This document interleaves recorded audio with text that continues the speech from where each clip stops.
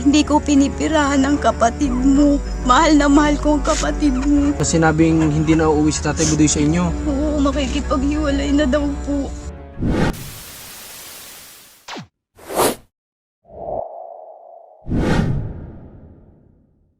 Magandang hapon sa inyo. Paggabi na pala.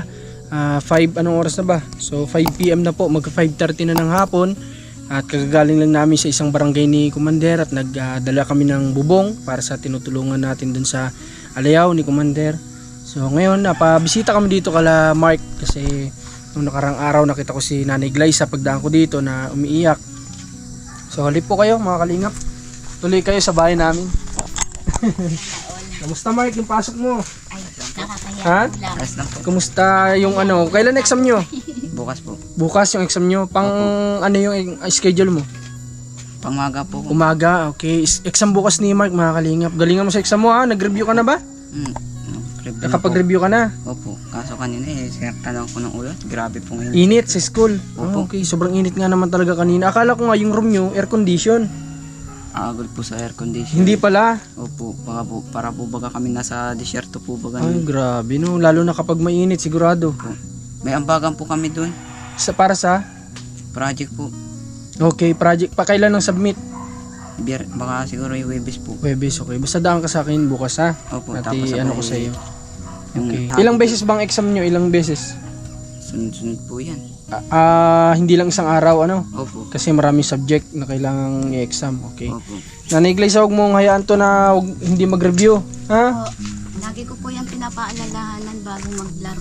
Okay, mag-review muna. Ano, grabe ang usok. Ano yung pinapausukan niyo po? Nagluluto kayo? Opo, Kumusta yung yung ilaw? Ba't di niyo pa sinisindi? mamaya na po. Mamaya na lang. Okay, tipid sa sa araw. Nanay Glyza, bakit ng isang araw po ay umiiyak kayo? Akala ko po kasi hindi na po ako babalikan ng asawa ko po. Nabanggit sa akin ni Nanay Glyza sa mga kalingap na ayaw na daw ni Tatay Budoy dito umuwi. Bakit po nangyari yung ganun? Ba't nasabi yung ganun? Ano po bang hindi pagkakaintindihan? Yung pong aksidenteng nasabi po namin na about nga dun sa Kay Tatay Budoy sa Opo. pagpapadala. opo. Ano ba yung sumama ang loob ni Tatay Budoy o ano? Hindi ko po alam kasi lahat po naman po ng chat ng anak ko ay Maayos ipinapasa po ka doon sa pamangkin ni Unad. Ay siguro po hindi ko kay Unad, pinapapasa kay Pinaparating. Unad. Pinaparating.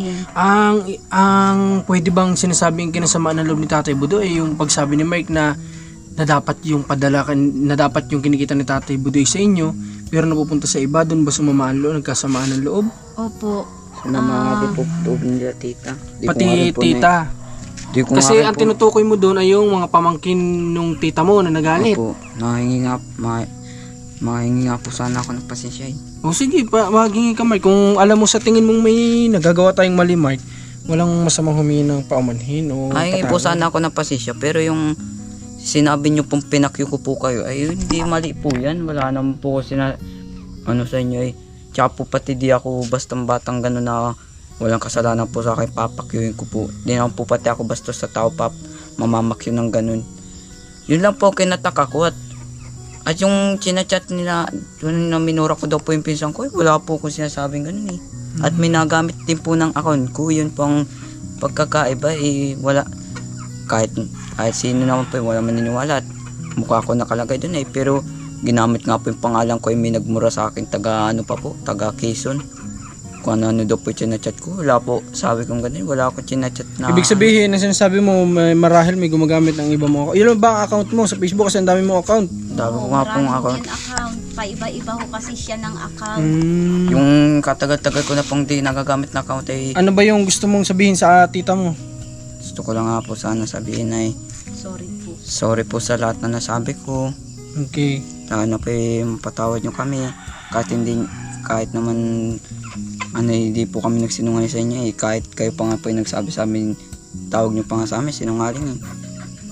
Pero ano sasabi ko lang po sa Mark, inyo, may sasabihin lang ako sa'yo, ano ba talaga yung gusto mo? Humingi ng tawad o makipag-away sa kanya? Ano ba? hindi nga po, nakahingi nga po, sorry. Okay. Ang- Kung mahingi ka ng sorry sa isang tao, huwag mo nang dugtungan pa ng kasasama ulit ng loob niya. Ganun yun, Mark. Hindi, may gusto lang po ako sa kanya ipalinaw po baga para ma-realize niya lang po baga na yung iniisip niyo sa amin ay di naman po yata totoo yung Totoo. iniisip niyo po na Okay. sinungaling po kami. Bago niyo po sabihin, anuin muna yung ano namin. Totoo, alamin. Alamin niyo muna po Okay. yung pagkatao namin. Okay. Yun lang naman po sana. Pero humingi ka ng tawad. Opo. Okay, so malinaw, humingi pala ng tawad si Mark. Okay. Ewan ko lang po kung sila humingi ng tawag din po sa amin. Kasi may nasabi din sa inyong mali. Opo. Okay. So yun, pag-usapan nyo yung ang problema naman ng pamilya ay napag-uusapan niya ng kayo-kayo Opo. din. Ano? Opo. Kasi sa ganyan, minsan hindi dapat nakikialam yung mga kagaya namin, pero kung talagang hindi na kayang ayusin ng pamilya nyo, eh doon kami naman papasok na baka pwedeng may tulong kami. Ganun lang naman yun. Pero hangga't kayang ayusin yung maliliit na bagay, mas maganda kasi Mark yung walang samaan ng loob, walang may masamang loob sa'yo, wala ring ikaw ka nasasama ng loob kasi mabigat sa buhay yun. Nga po. Yun ang isa sa nagpapabigat sa buhay, yung may taong mabigat yung loob sa atin. Ganun yun. So, Nanay Glyza, grabe po yung iyak nito ni Nanay Glyza. At hindi na nga daw uuwi si Tatay Budoy dito. Yun ang sabi sa akin ni Nanay Glyza nung pagdaan ko ng isang araw, kaya umiiyak. Grabe po yung iyak niya ng isang araw. Sa pinatitigil na nga lang din ni Commander, at sabi ni Commander maayos din. Kayo po ba, wala ba kayong gusto sabihin sa tiyahin ni Mark na nagagalit dahil sa nasabi ni Mark? Ang masasabi ko lang doon sa mga hipag ko, sa mga sister-in-law ko, bago kayo magsalita ng masakit laban sa akin, alamin nyo muna ang totoo. Kasi kami hindi nagsisinungaling. At saka hindi ko pinipirahan ang kapatid mo. Mahal na mahal ko ang kapatid mo. Halos buhay ko ibibigay ko sa kanya. Wag lang siyang mapahamak. Kasi ilang beses nang nabingit sa kamatayan ng asawa ko. Ako ang sumasalo. Minsan hindi nyo alam, namura na yan ng isang kagawad pa naman ng barangay, pero ako nakipag-away sa kanya kasi masamang mambintang ng kapwa, lalo na't hindi naman ginagawa.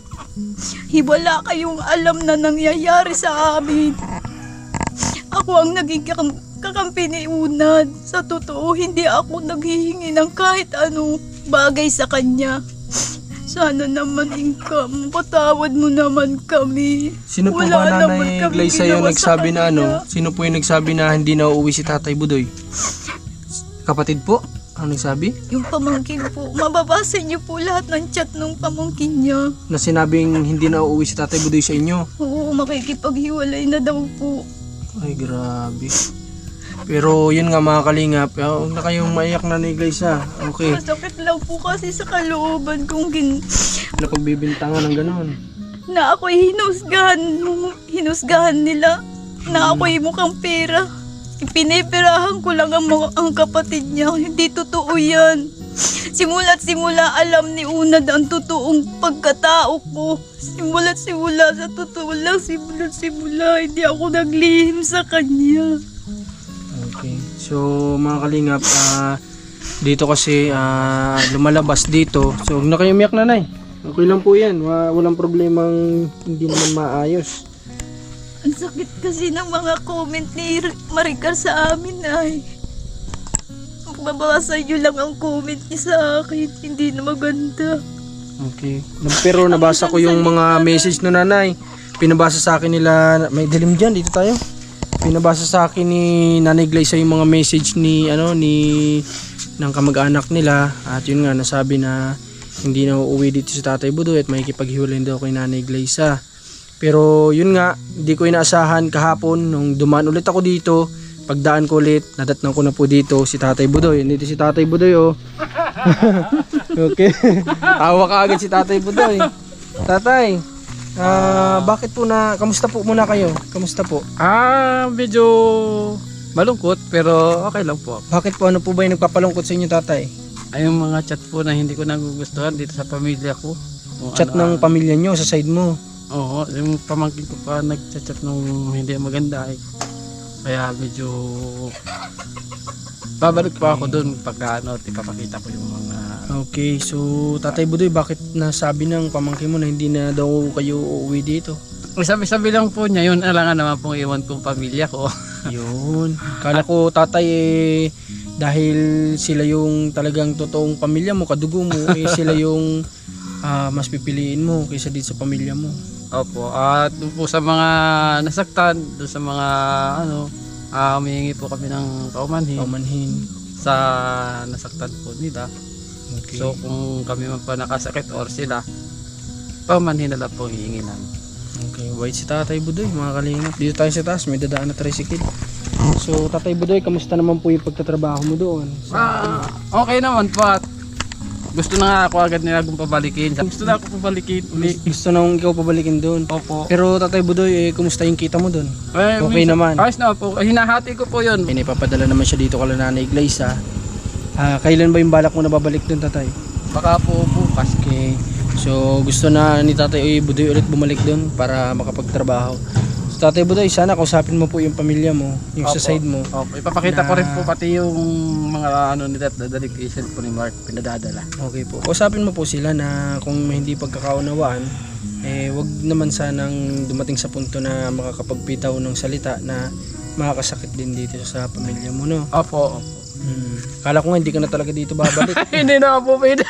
Hindi Mawawala ng artista sa YouTube. So yun talaga yung buong akala ko. Kaya nga nung pagdaan namin dito na umiyak si Nanay Glyza, sabi ko, mo at ayusin natin kung si Tatay Budoy ay hindi na talaga babalik dito. Kami mismo yung pupunta kay Tatay Budoy sa Santa Elena para kausapin siya at mapag-usapan kung ano yung mga nagiging problema nila at baka makatulong tayo sa ganun. Pero sa awa ng Diyos, pagbalik ko ulit kahapon, nakita ko na si Tatay Budoy na nandito na. Kaya nga sabi ko ngayon na kung araw bibisita dito sa kanila para yung mga viewers ay mapanood ulit si Tatay Budoy. Huwag po kayo mag-alala, nandito na rin po ang uli ang artista ng YouTube. Kailan ka ba Tatay Budoy nangalakal dito? Nung pagdating Ngayon mo na po, kahapon o... Hindi pa ako nakapangalakal kahapon. Tingnan nyo nga ano po nangyari sa gulong ko. Ba't ano nangyari Tatay? Tanggal po po yung ano. Ay, grabe. Hindi na Tatay Budoy mapapakinabangan Kaya nga yan. po gusto ko na ulit bumalik na Santa Elena bukas. Kasi hindi mo na rin ito magamit dito. Kaya nga po. Ay, grabe. Nakakailang bisikleta na ito si Tatay Budoy. Pangalawang bisikleta na ito. So, yung una, hindi naman si Tatay Budoy nakasira noon. Dahil sa napahiram nila Nanay Glyza sa mga bata na gusto rin maghanap buhay, nasira yung bisikleta. Ito, pangalawa, di ko alam kung sino nakasira. Sino nakasira nito? Hindi po, malambot yung gulong niyan po pagtatabo namin. Ah. Zero road po bagay. Okay, malambot yung gulong. Tapos Malambot pinatatakbo nga nyo kahit malambot. Kaya naliko yung rim. Natawa nga po yung lalaki kahit hindi na kaya ng gulong ng bike ay kaya pa rin po. So, sige Tatay, bukas ay pag-reviewin mo po itong anak mo. Opo. Mamaya, Apo. pag-reviewin mo para po may pasan yung exam. Opo. Kasi hindi na po ito kagaya sa elementary na ganun-ganun lang yung exam. High school na po itong anak nyo. Opo. Okay. Mga kalingap, tanong nila, Nanay Glyza, halika po. Kung may hindi mo kayo pagkakaintindihan, kayo bang mag-asawa, may hindi pagkakaintindihan, wala naman. Wala naman po. Hindi po kami nag-aaway Hindi niya naman po kahit kami nag-aaway. kailan. Kahit po kailan hindi po kami nag-aaway nito kasi nagmamahalan po kami dalawa. Ay talaga? Ay, sige, Tatay Budoy, wag na wag mong iiwan tong pamilya mo. Ay, hindi po. May posibilidad ba na mangyari yun? Ay, hindi po yun mangyayari. Hindi mangyari. Opo. Okay, so Tutuloy po namin yung sinimulang pamilya. pamilya. Yung binuo niyong pamilya, hanggang huli. No, Tatay? Opo. Ito, yakapin mo daw si Nanay Glyza kung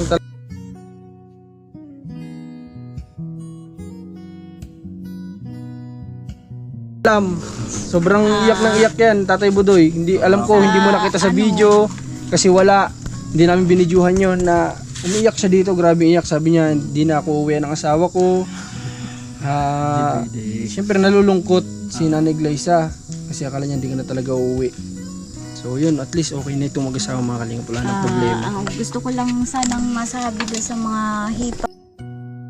At sa hindi nga inaasahan na pagkakataon ay nalobat ang aming ginagamit na camera kung kaya't nahinto ang aming pag-video. Kaya't magkita na lang tayo sa susunod sa muli nating pag-vlog sa pamilya ni Tatay Budoy.